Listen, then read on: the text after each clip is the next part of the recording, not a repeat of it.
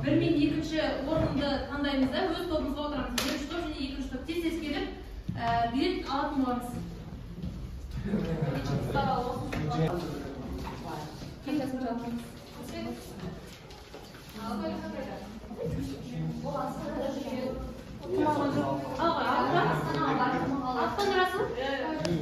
Енді сол бойынша тез-тез отыра аламыз.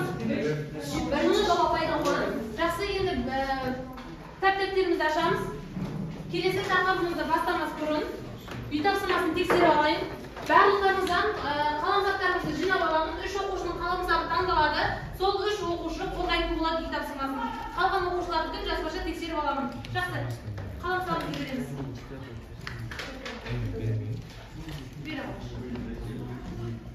Ал. Жақсы, әкелі ғой.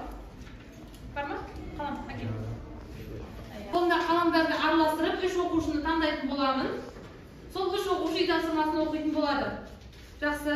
Мұны кімнің ручкасы? Алтын. Жақсы. Мынау 2-ші кімдікі? Лилияна, сосын 3-ші? Аян.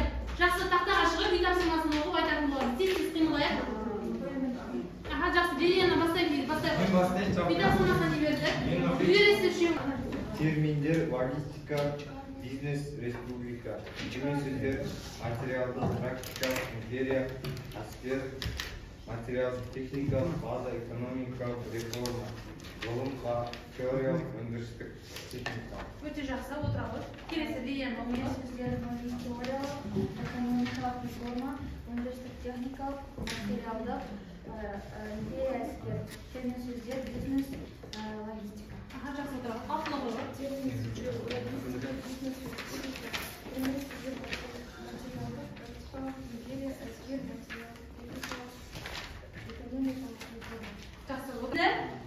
Мен сіздерге бағалауды түсіндіріп өтейін. Алдарымызда мынандай пиццаның жаймасы тестасы тұр, дұрыс па? Бүгін сабақтың барысында орындаған тапсырмаларымызға байланысты осылай бағаланатын боласыздар. Яғни пицца жасап әрлейтін боласыздар. Мен сіздерге орындаған тапсырмаларымызға осындай балмен бағалайтын боламын. Яғни сол сабақ соңында біз осыны есептейтін боламыз. Бұл бізде сыр 3 балды құрайды, ал санаралдылық бізде 5 балды құрайды. Түсінікті ме? Жақсы. Келесі енді серіктеу сәтіне шығайық. Тақырыбымызды бастамас бұрын. Тұра қаламыз. Серіктеу сәтіне алынды. Иә. Тез-тез шарт шеңберде тұрамыз. Бұл соңғы сөзді мен айтайын әдісі. Шеңберге тез-тез тұрамыз. Жақсы. Енді олай істейміз. Бір оқушы бізде қасындағы оқушының бір жақсы қасиетін айтады. Мысалы, әдемі десе, әдем басталатын Лилияна кімнің жақсы қасиетін айтады. Ізетті бала деген сияқты. Түсінікті ме? Солай бір шеңбер айналып шығамыз. Кім бастайды? Бастай ғой, бақтайды. Қалай почесовать стирады ма? Ізетті дейді.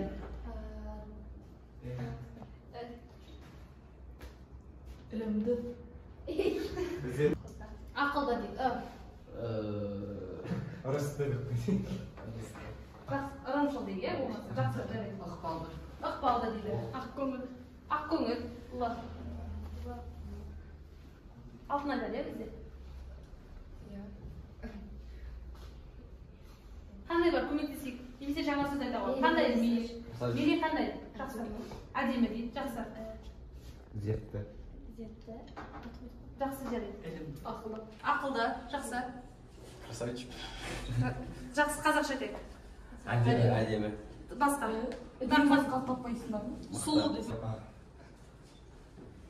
Ынтымақты. Жарайды. Жарайды. Айтып қойдыңыздар ма? Жақсы онда. Біздің инженер болғым келе ма? Қарашаның 22-сі бүгінгі күнде жазамыз. Бүгінгі өтетін тақырыбымыз инженер болғым келе ма? Жақсы оқушылар, инженер жайында сіздер не білесіздер? Инженер мамандығы жайында не білесіздер? Біз соны қазір толықтырайық сабақ үстінде. Естулеріңіз бар ма?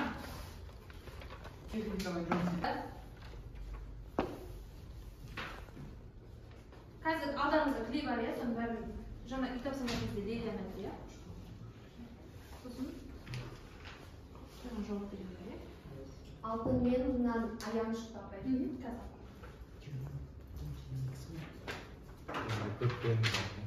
Жақсы.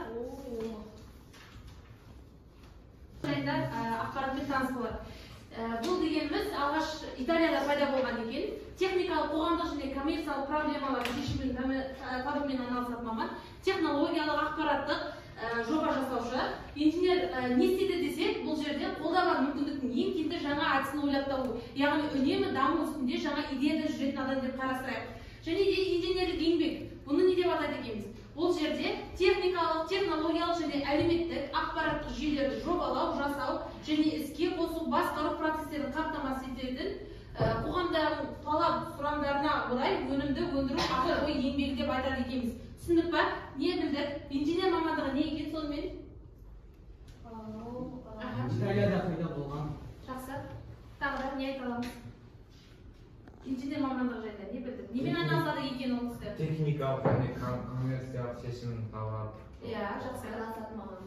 Иә, жақсы, жарайды. Түсінікті болса, енді кітаптың үстінде бізде жаңа кластер мен инженер мамандығының салалары көрсетілген екен, иә? Бәріміз назар аударайық. Иә? Енді солардың бірнешеуіне тоқталайық.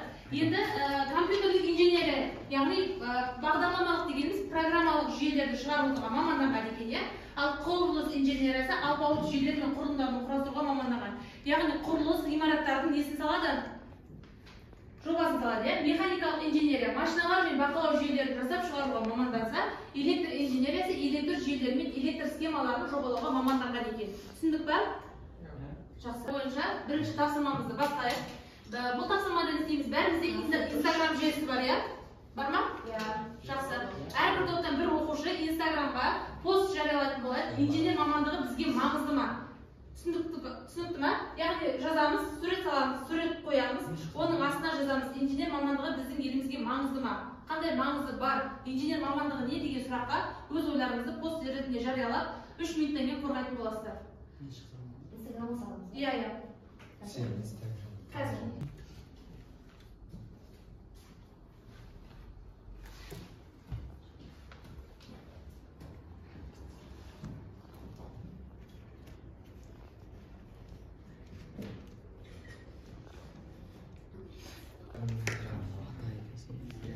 Өз ойларын жақсылап жазыңдар, суреттермен байланысты болсын.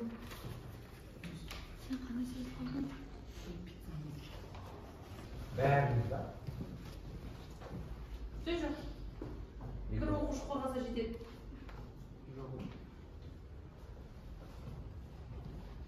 Инженер мамандығы сұранысқа ие маман, инженерлікпен айналысады.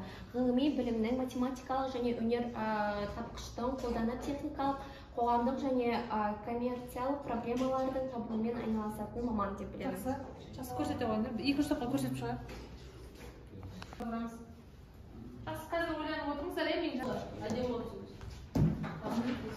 Инженер қашанда сұранысқа ие маман, техника мен технологияның заманында бұндай мамандарға деген сұраныс 2 есе артып отыр. Жақсы, иә. Міне көрдіңіздер ме? Себебімен жақсы түсіндірген екен. Мені қараймыз, иә? Назар аударыңыз.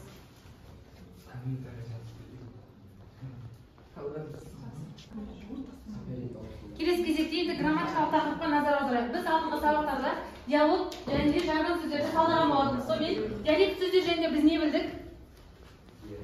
Иә, диалектке мысал айтып көрейікші. Алдыңғы сабақтарда біз талдадық, Мейірхан айта ғой. Диалект ол белгілі бір жердің ауданның өзінің сөздері, мысалы бәдірен, қияр. Жақсы.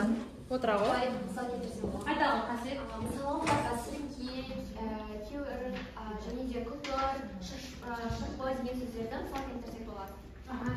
Жақсы.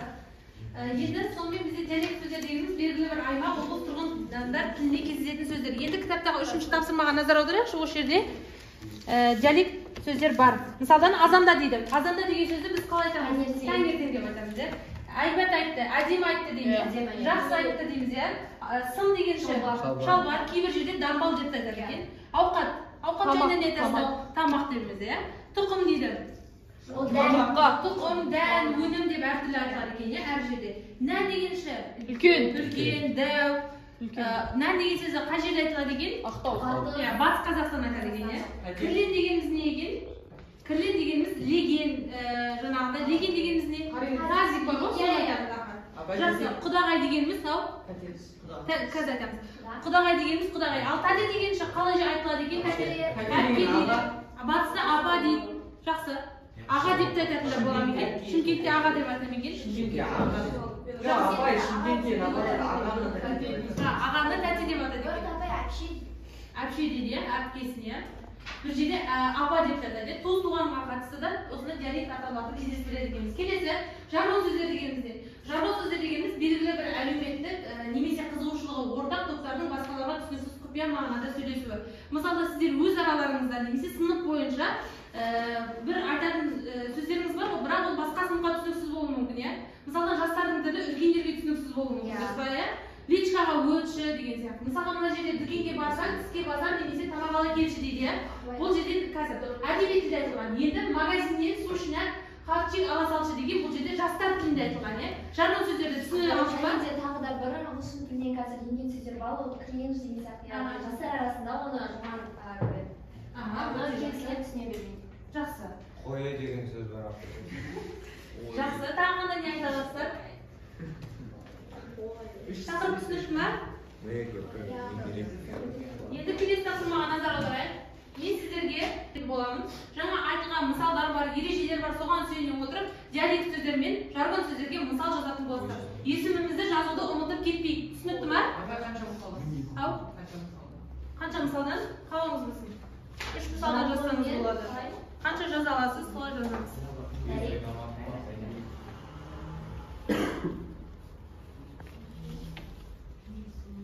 Жаргон мен диалект сөздері.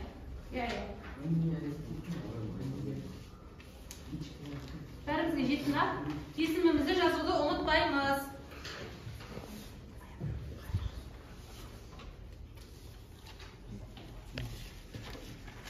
Жақсы, бастайық. Апай.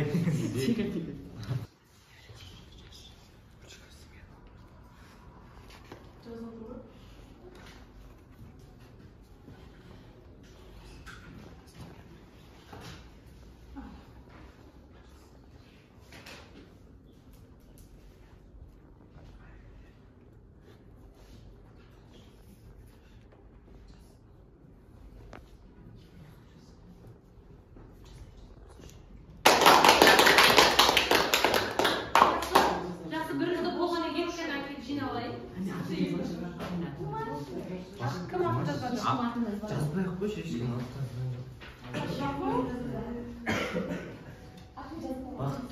қазір тексеретін боламыз. Пепперони өтіп Ой, пепперони сырмен Жақсы, сегіз штат болды ба?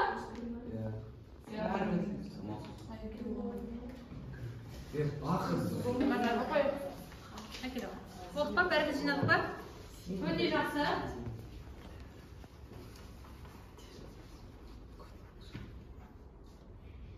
Топтық жұмыс бұл жерде. Алдарыңызда ақпарат бар. Бірінші топ және екінші топқа тақырып көрсетілген бірінші топ жаргон сөздер қазірде қалай қолданылады? Түсініп отырмыз ба? Соны жазасыздар. Диалект сөздер қазірде қандай қолданылса соны жазасыздар. Түсініп ба? Жаргон сөздер қазір сіздер қолданасыздар ма? Қандай сөздерді қолданасыздар? Соны жазасыздар. Жаргон сөздер дегеніміз не? Мысалға осындай, біз осындай сөздер қолданамыз. Диалект сөздер. Біз осындай сөздер, диалект сөздер дегеніміз не? Қыздар түсініп ба? Бәрі топтық жұмыс қой, бірге жасалады.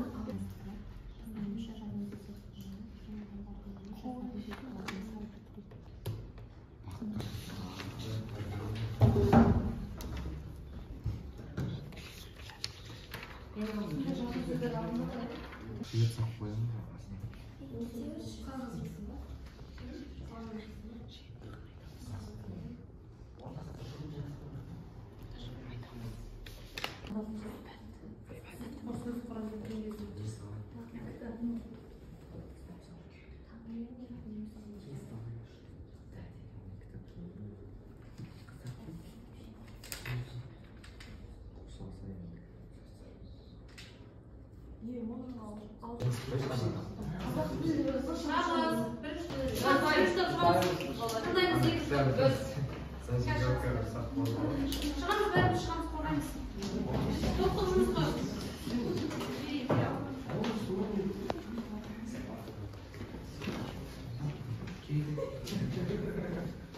жағында олар бір жағында Жоқ, араластырымда кел, бері мұнда кел.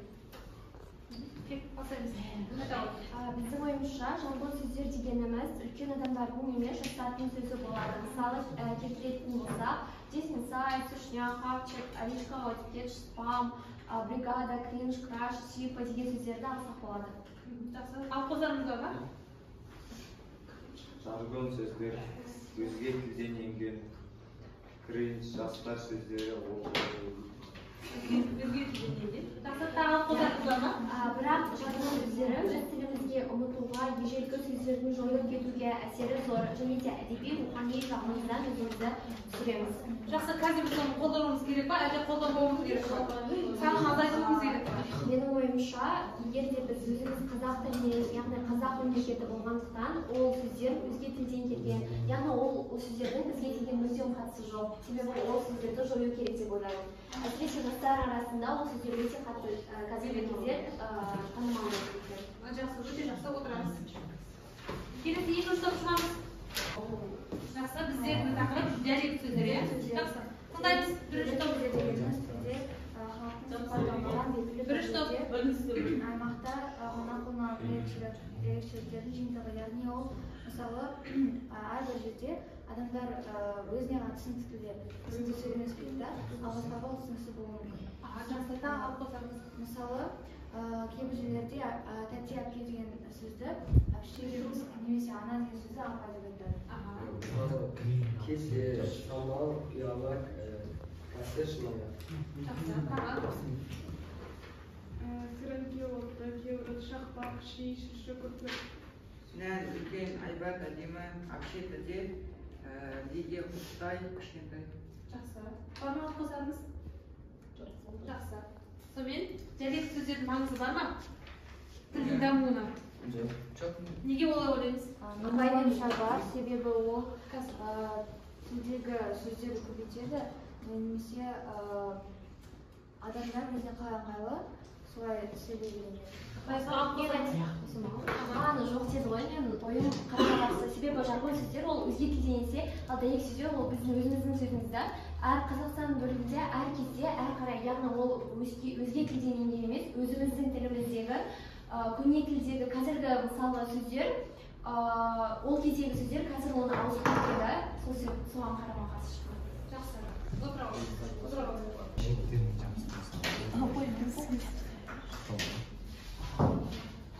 Қорытынды. Жақсы, инженер болу келе ма?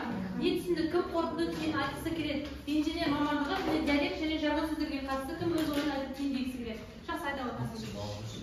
Инженер мамандығы ол біздің қазіргі кезде өте керек мамандық деп ойлаймын. Себебі қазіргі кезде біздің үйлер, яғни сондай заттар, құрылыс жұмыстары кетіп жатыр. Ал оған ең бірінші кезекте инженер мамандығы керек. Егер де инженер болмасаң, сен өзің тұрып құрастыра салмайсың. Жоба, яғни үйдің сыртқы макетін жасау керек деген секілді. Және жаргон сөзбен диалект сөзге айтып өткенімдей, жаргон сөздер ол өзге тілден енген, ал диалект сөздер ол өзіміздің. Жақсы, тілді дамытуға үлесін қосады. Жақсы. Тағы екінші топ айтатыныңыз бар ма?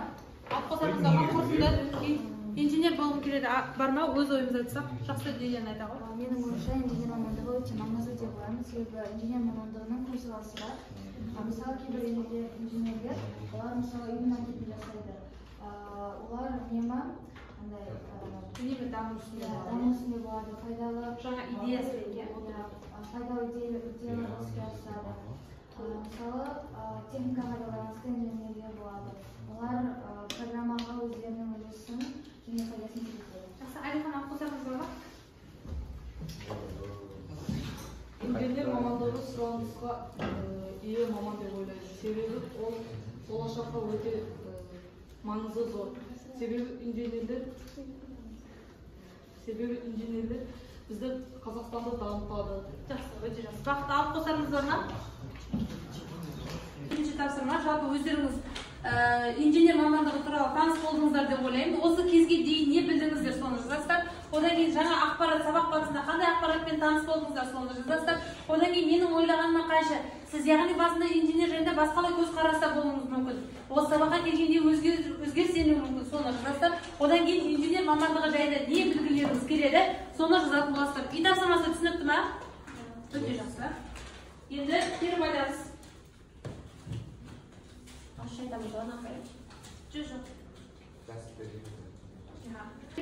Мен сіздерге жүрек парақшасын таратып беремін. Сабақ ұнады ма, ұнамаса себебін жазыңыздар. Және де сабақ түсінікті болды ма, түсініксіз болды ма, өз ойларыңызды жазып, ана жүрек парақшасына салатын боласыздар. Кесіп па?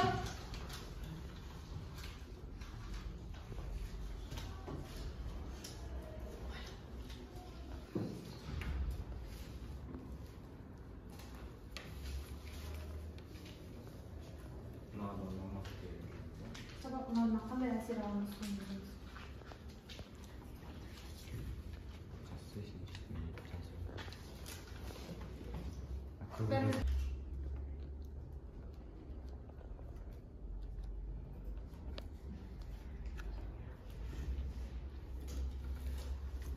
Представься, поможешь?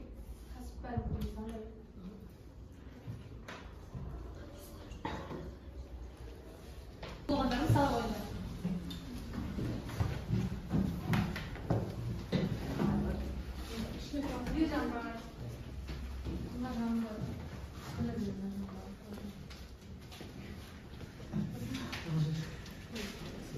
Он мог и с папой. Я оқимын. Он мой привет.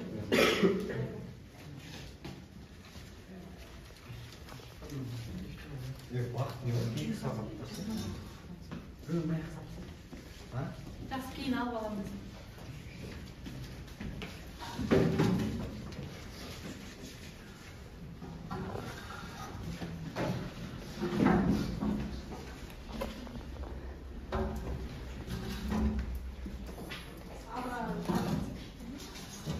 Қорытындылайық. Саңырауқұлақтан қанша топтар? Бірінші топ 7. 7. Ал сырдан қанша жинады? 7. Жақсы. Ал жалпы қанша болды сонда екен қосқан кезде? 14, иә? 14. Сосын сіздерде? Саңырауқұлақ 6. Сыр 4. Жақсы. Жалпы қанша? Жалпы қанша болды? 10 апай бар. Барлығы 10 бар. Сонда бізде бірінші топ жеңген болып тұр, иә? Правильно.